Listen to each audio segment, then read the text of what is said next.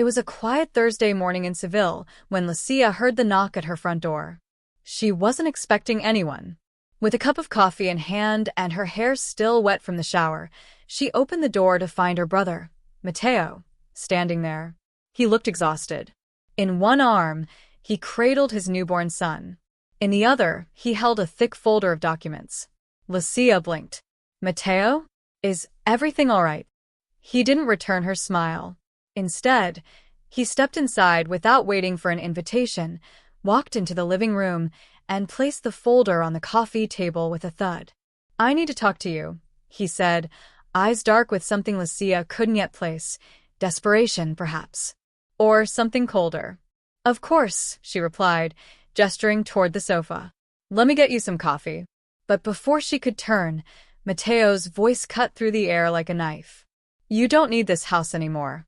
You should give it to us. We have a baby now." Lucia froze. For a second, she genuinely thought he was joking. Her brother had always had an odd sense of humor, but his expression didn't change. She laughed nervously. "Sorry, what?" Matteo sat down, gently rocking the baby. "Elena and I are drowning in that tiny flat. Our landlord raised the rent again. We can't keep up with expenses. You're living here alone. You don't need all this space." Lucia stared at him. "Matteo, this house was left to me by Abuela and Abuelo. It's not just a building. It's my home. I've spent years restoring it." He shrugged. "Exactly. You've made it perfect. For a family. For my family." Before Lucia could respond, the front door opened again. Elena walked in, uninvited, with a bag slung over her shoulder. "We've already talked about how we'd rearrange the rooms," she said cheerfully, as if this was already decided. "The baby's nursery would go in the back. We'd repaint, add some color, make it a real home." Lucia's chest tightened. "This is a real home. Mine." Elena's smile faltered. "Family supports family, Lucia." "And you're just one person," Matteo added. "You could rent something smaller. It's not like you need all this." Lucia felt her pulse rising. "I can't believe you're serious." "Think about it," Matteo said, standing up and laying the folder in front of her. "It's what's best for all of us." Then they left. Just like that. The house fell silent again. Only the folder remained, its papers neatly organized. Lucia sat down and opened it. Her breath caught as she flipped through the pages. A moving schedule, a maintenance budget, even a drafted letter to the neighborhood council. They hadn't come to ask. They had come to take. The next morning, Lucia barely had time to process what had happened when her mobile phone rang. It was her mother. "Lucia, Carino." Her voice came soft but purposeful. "Matteo told us about your conversation. He's very upset." Lucia pinched the bridge of her nose. "Mama, they want to take my house." "That's not a conversation. That's an ambush." Her mother sighed. "They have a baby now. They need space. You have so much. It's only fair to prioritize the family." Lucia couldn't believe what she was hearing. "You think it's fair to ask me to give away my home?" Her father took the phone next. "You're single, Lucia. You're flexible. Matteo has responsibilities now." She ended the call before she said something she'd regret. But the guilt was already beginning to swirl. For a moment, she stared at the old photos on the wall, her grandparents smiling in their garden, her younger self sitting on the front steps of this very house. Was she being selfish? The thought nagged at her for the rest of the day. But when she pulled out the renovation receipts, the floor plans she'd drafted by hand, and the savings ledger she'd kept since university, clarity began to return. This house wasn't a luxury. It was the result of years of hard work, lonely nights, scraped knuckles, and determination. It had been her safe haven long before Matteo had even met Elena. Then came the messages. First, a cousin she hadn't spoken to in years messaged her on Instagram. "You really said no? That's harsh." Then another. "Don't punish the baby because you don't get along with Elena." Each message felt like a weight on her chest. Matteo and Elena had clearly spread the word, casting Lucia as the cold-hearted villain. The final blow came later that night. Elena's post appeared on Facebook. Auntie Lucia doesn't believe in helping family. Some people value walls over warmth. No names. But the comments didn't need them. Lucia shut her laptop. Her hands trembled. This wasn't just about a house anymore. This was a smear campaign. The next morning, her doorbell rang again. She almost didn't answer. But when she opened the door, Matteo stood there alone. His eyes were cold. His voice lower. If you don't do the right thing, don't expect to be part of our lives anymore. That includes Leo. Lucia stared at him in disbelief. You're threatening me with your child? Matteo turned and walked away. For the first time, Lucia felt something crack inside her. Not just sadness. Not just anger. Betrayal. And it was only the beginning. 3 days passed in tense silence. Lucia tried to distract herself, cleaning cupboards that didn't need cleaning, walking the narrow streets of her village for hours, even attending a flamenco class she had no interest in. Nothing worked. Then, one afternoon, she came home to find an envelope taped to her front door. Thick paper, official seal. She opened it with trembling fingers. Her breath caught. It was a legal notice. Matteo and Elena were suing her. The claim? That the house belonged to the family estate and she had unfairly claimed it without considering their needs. She sat on the stairs, heart thudding. The words blurred together, but the meaning was clear. They wanted to force her to either sign over the deed or sell the house and split the money. She called her solicitor immediately. Do they have a case? She asked, her voice shaking. From what you've told me, absolutely not, the woman replied calmly. The will is solid. The house is yours, but we'll respond properly, just in case. Lucia leaned back, head resting against the cool wall. This wasn't a misunderstanding. This was war. The next morning, her parents called again. Lucia answered, still hoping for reason. But instead, her mother's voice was sharp. We're helping Matteo with the legal fees. He deserves a chance to raise his family in a decent home. Lucia's eyes widened. You're funding his lawsuit against me? Her father chimed in. He's struggling, Lucia. You're doing fine. You can start again. Something inside her snapped. No, she said flatly. I won't forgive you if you keep enabling this. You're not helping him. You're encouraging his entitlement. There was a long silence. Then her mother whispered, I don't know what's happened to this family. Lucia laughed bitterly. Neither do I. It didn't stop there. Elena turned her full attention to social media, crafting the image of a suffering mother fighting against injustice. Posts showed their cramped apartment beside captions like, all we want is a safe home for our baby. Is that too much to ask? Her followers responded in droves. Heartless sister. She should be ashamed. Disgusting behavior. Lucia's inbox flooded with messages. Aunts. Cousins. Even old school friends. How can you live with yourself? Help your brother or lose your family. Every message felt like a blade. She wanted to scream, to shake them all and make them understand. But they didn't want the truth. They wanted a story. And Elena had given them one. That night, Lucia lay awake in bed, staring at the ceiling. She had been painted as the villain. But for the first time, she didn't feel guilty. She felt ready. Ready to fight. Lucia sat with her solicitor, Carmen, in a quiet office just off Plaza Mayor in Salamanca. Sunlight spilled through the blinds, but it did little to warm the room. A pile of legal documents lay between them. Carmen turned a page and frowned. There's something odd here, she said, tapping her pen against a form Lucia had never seen before. It was a supposed family agreement, claiming that the house had always been meant to be shared between Lucia and Matteo. I've never signed that, Lucia said firmly. I didn't think so, Carmen replied. Look here. The signature's inconsistent. It's been forged. Lucia stared at it. Her name, written in someone else's hand. She felt nauseous. They had forged her signature. How low will they stoop? She whispered. Carmen leaned forward. This strengthens your case. But it also opens the door to a possible fraud charge. You have every right to pursue it. Lucia nodded slowly. Let's keep it in our back pocket. For now, I want to focus on winning. Outside the courthouse, the pressure mounted. Elena's posts grew more dramatic. Pictures of the baby wrapped in a blanket on the floor, staged as if they had no cot. Captions dripping with sorrow. While my sister lives in luxury, we live like this. But behind the scenes, the truth slipped out.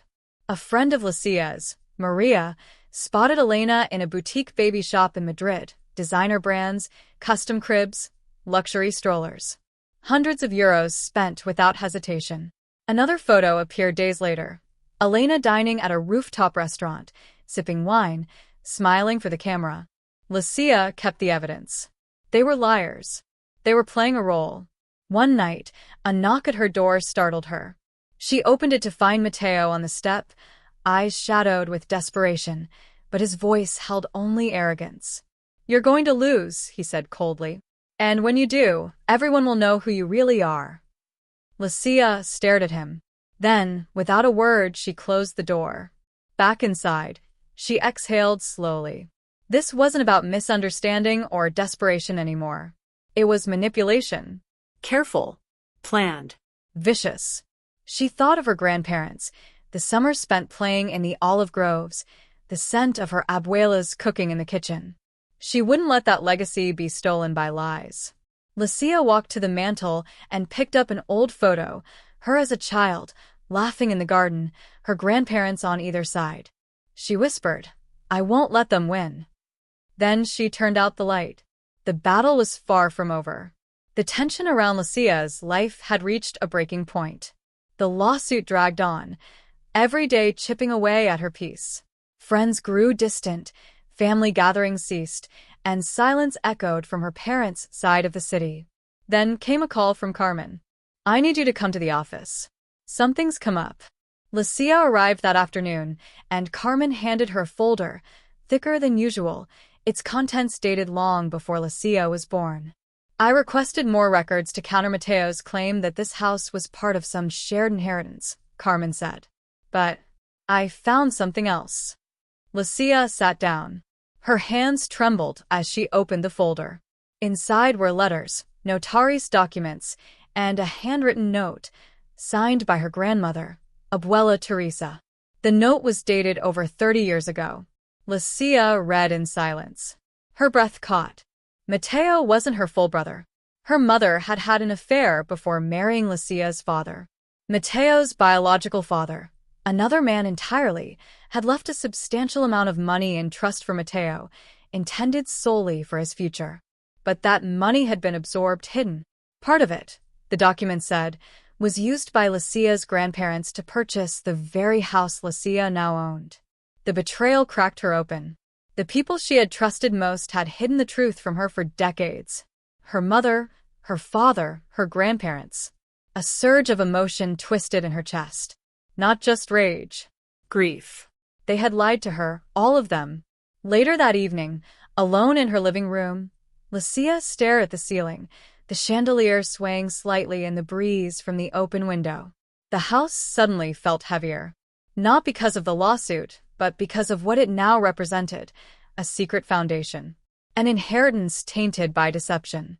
Still, she reminded herself, her grandparents had named her. The will was explicit. Whatever money had purchased the house, it was left to her and her alone. That night, she didn't sleep. She sat in her grandfather's old chair, surrounded by memories, while shadows crawled across the walls. The silence pressed in, thick with betrayal. In the morning, she called Carmen. "Let's use it," she said. "All of it. You're sure?" "Yes. I want the court to know exactly who they're dealing with." Because this was no longer just a fight for a house. It was a reckoning. Days passed under a storm of emotions. The house, once a refuge, now felt like a monument to secrets and lies. Still, Lucia stood firm. Her lawyer began compiling the evidence, letters, notes, and the forged agreement, preparing to dismantle Matteo's case piece by piece. Then one afternoon the doorbell rang. Lucia opened it to find Matteo standing alone on the doorstep. His eyes were sunken, his face drawn with exhaustion. He didn't look like someone ready to fight. He looked like someone running out of excuses. I need to talk, he said. Lucia didn't answer, just stepped aside. Mateo walked in slowly, his shoulders hunched. He looked around the living room, then sat without being invited. I know about the letters, Lucia said quietly. He didn't flinch. I know you're not my full brother. I know the house was bought with money left by your real father. I know about the forged document. I know everything. Mateo rubbed his face, then leaned forward, elbows on his knees. I found out when I was 16, he said.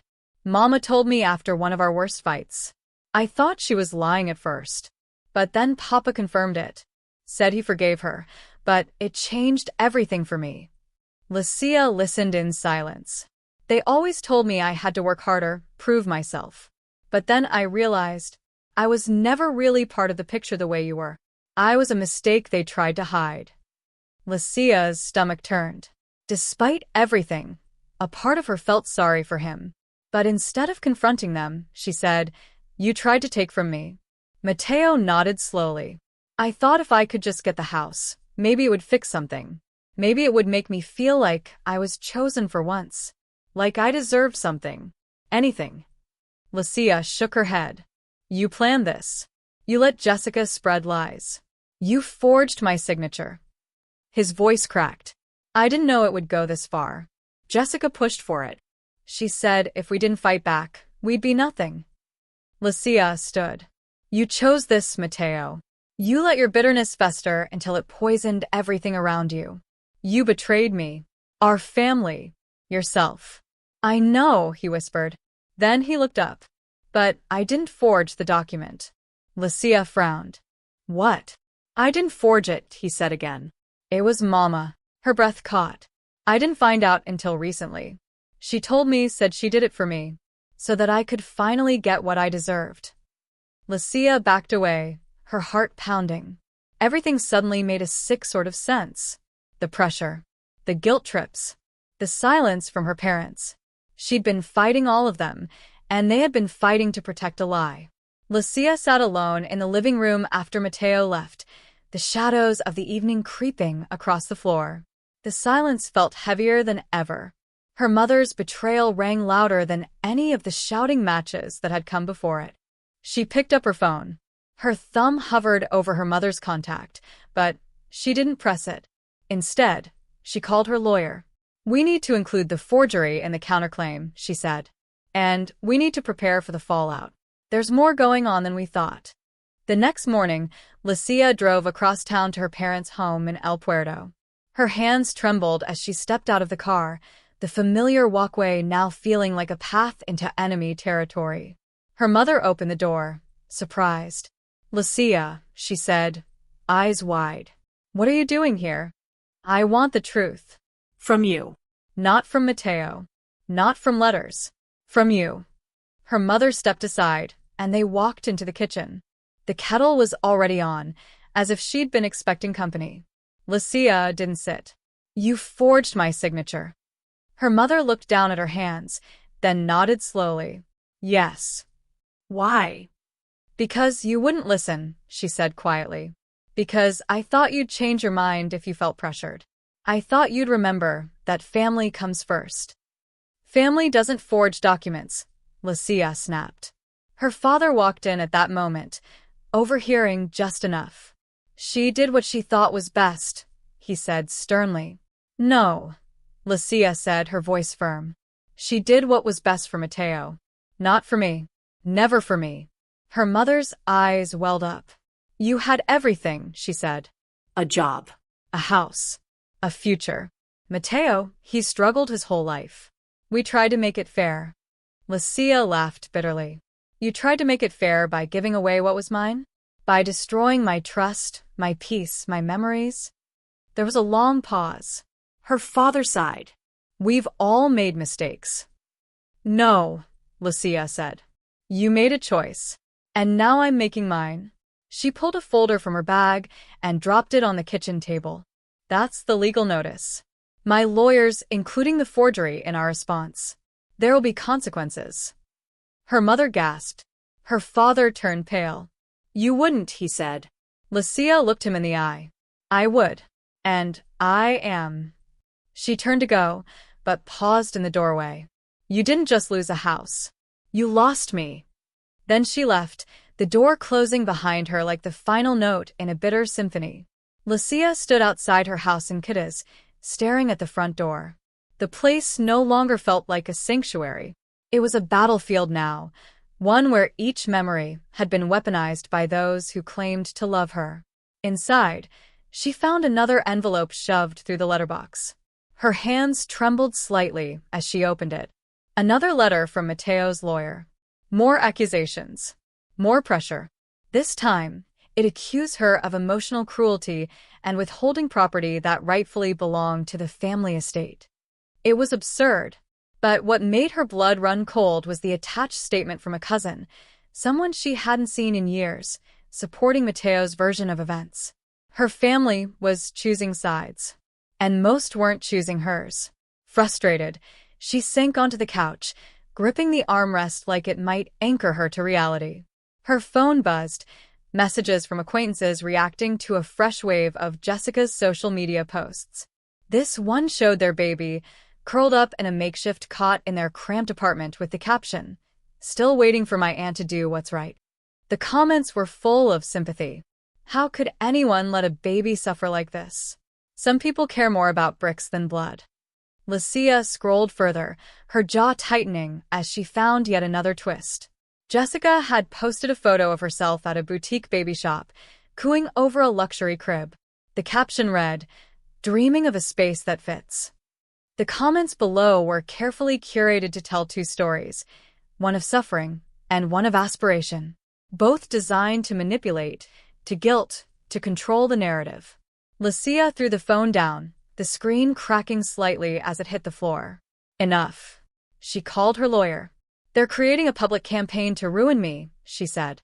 "Can we issue a cease and desist?" "We can," he replied calmly. "And we should. But Lucia..." "What?" "You need to prepare for what happens when this goes to court. It's not just about property now. It's about your reputation. And theirs." Lucia didn't sleep that night. Instead, she went through every document she had from her grandparents. She pulled out photos, letters, even old video clips. She needed to remember who she was before all this began. She remembered summers in this house. Her grandfather teaching her how to ride a bike in the garden. Her grandmother baking panda cutters in the tiny kitchen. She remembered the day the house became hers, how she cried, overwhelmed by gratitude. This house wasn't just a roof. It was her history, her legacy, her home. By morning, her resolve had solidified like cement. Let them come. She would not be moved. The trial was drawing near. Lucia sat in her lawyer's office, surrounded by piles of legal documents and annotated wills, trying to hold on to a sense of order.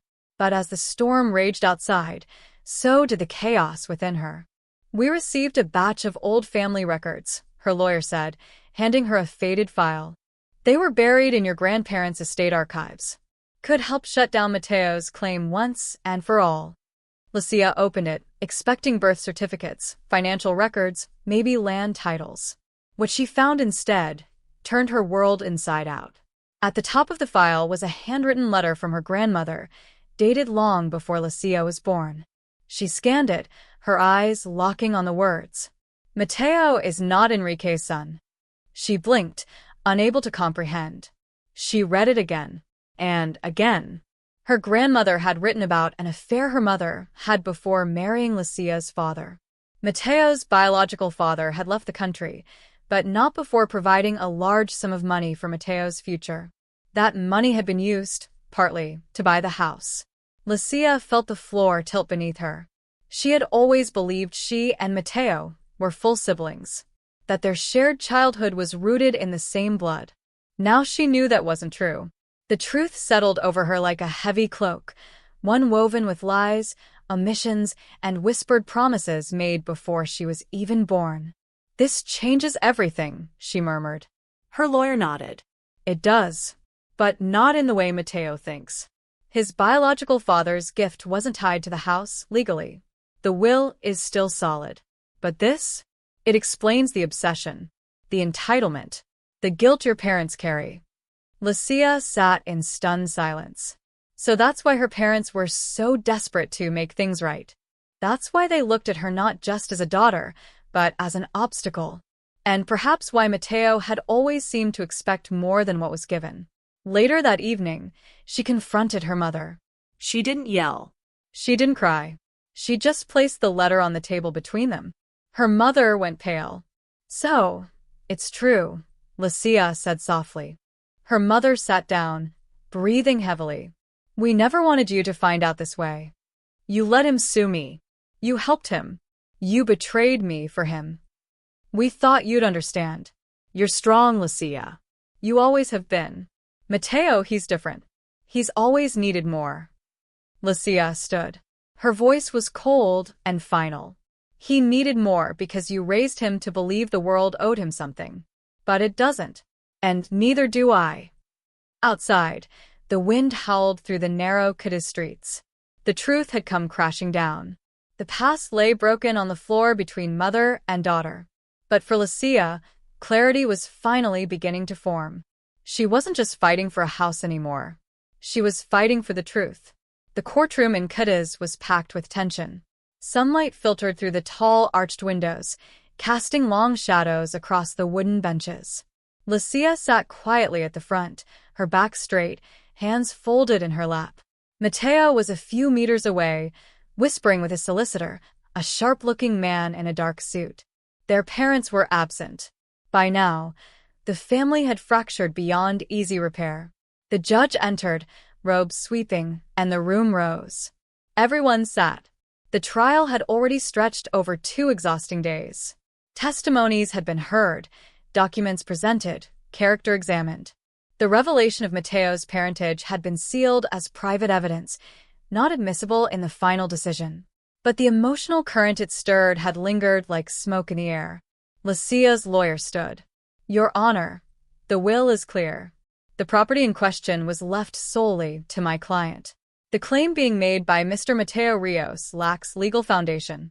Furthermore, there is no evidence of coercion, undue influence, or mental incapacity at the time the will was written. This is a case of dissatisfaction, not injustice. Mateo's lawyer countered with emotional appeals about fairness, about what was right, about shared history and unspoken promises. But facts weighed heavier than sentiment. The judge listened carefully. He asked questions. Then, at long last, he leaned forward, hands clasped. I have reviewed the documentation, the testimonies, and the legal context. The will is valid. The property lawfully belongs to Miss Lucia Rios. A stunned silence swept across the room. Mateo's solicitor looked down. Lucia exhaled, slowly, her eyes fixed ahead. But, the judge added, this court acknowledges the emotional toll this case has taken on both parties. It is my strong recommendation that reconciliation be attempted outside this courtroom. Justice may be done on paper, but families must find their own peace. Lucia stood. She nodded at the judge, dignified. She didn't glance at Mateo as she left. Outside, the breeze from the Atlantic felt sharp and new. The white walls of Cadiz gleamed in the afternoon sun, and for the first time in months, Lucia felt something like stillness in her chest. Back at the house, she unlocked the door slowly. The scent of wood polish and sea salt greeted her. She walked through each room, barefoot, pausing in the kitchen where their mother used to hum while stirring lentils. She passed the hallway where she and Mateo had once raced as children. The echoes were still there, but they were no longer haunting. She reached the garden. The orange tree stood just as it always had, leaves dancing in the wind. Lucia picked a ripe fruit, peeled it carefully, and tasted it. Bitter and sweet, much like the truth, much like life.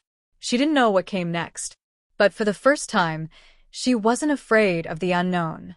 She was home.